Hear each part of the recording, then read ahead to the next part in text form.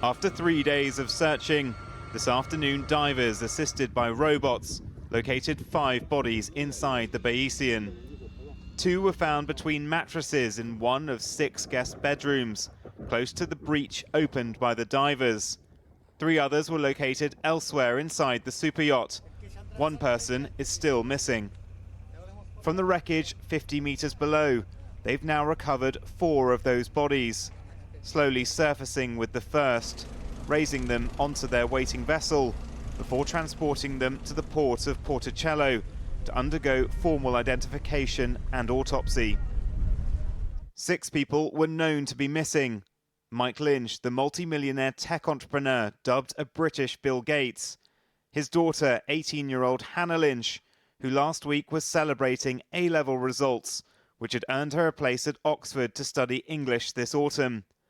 The others are couples Jonathan Blumer, chairman of Morgan Stanley International Bank, his wife Judy Blumer, and Chris Morvillo, partner at law firm Clifford Chance, and his wife Nida Morvillo, a jewellery designer. The body of the yacht chef, Canadian Antiguan national Ricardo Thomas, was found floating by a helicopter on Monday. Several of the 15 who survived are still being treated for their injuries in hospital, including the captain, 51-year-old New Zealander James Cutfield, who today has been questioned for several hours by Italian authorities.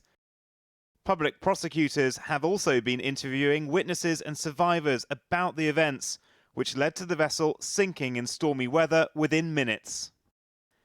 In addition, the Port Authority is investigating whether all adequate safety measures were taken by the crew, with suspicions that windows and hatches were potentially left open due to the severe heat, allowing the Bayesian to flood quickly. Divers who only have 10 minutes inside the wreck due to the depth report its narrow corridors and debris are making it difficult to search inside the sleeping quarters. The luxurious Bayesian may have been state-of-the-art, but when it comes to waterspouts, tornadoes which form over the sea, she was still vulnerable. It's almost impossible to say that one's going to form before it's actually happened. Very like tornadoes in some ways. The only warning you get for a individual waterspout is actually being able to see it. And clearly, if they happen at night, it's very hard to see them in those conditions. And there's been some speculation that potentially climate change has played a role in this. Has that played a factor? Climate change is creating an environment where perhaps these kind of storms are more likely, but I don't think we'd be able to say that this specific one was down to climate change. For the families of the victims, the recovery of bodies brings closure to the first chapter of this tragic maritime tale. But a new one is just beginning, as investigators gather evidence to answer questions as to why their loved ones perished at sea.